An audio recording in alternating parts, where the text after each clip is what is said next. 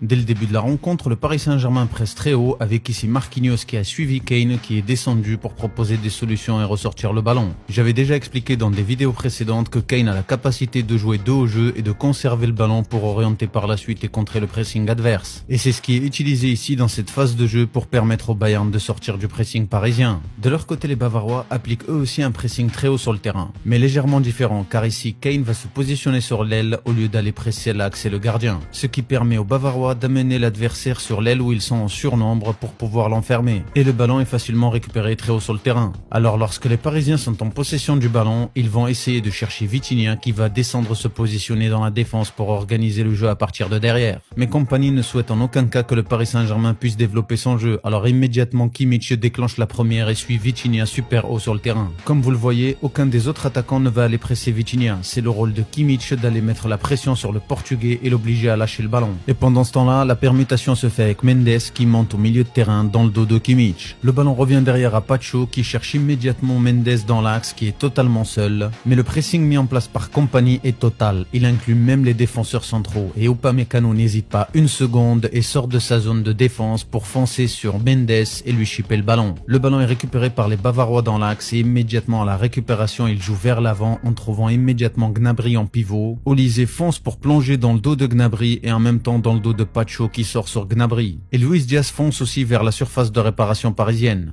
L'Allemand joue directement en pivot pour servir Olise en profondeur dans la surface de réparation. La frappe du Français est repoussée par le gardien de but parisien, mais elle revient dans les pieds de Diaz qui l'envoie au fond des filets. 1-0 pour le Bayern Munich.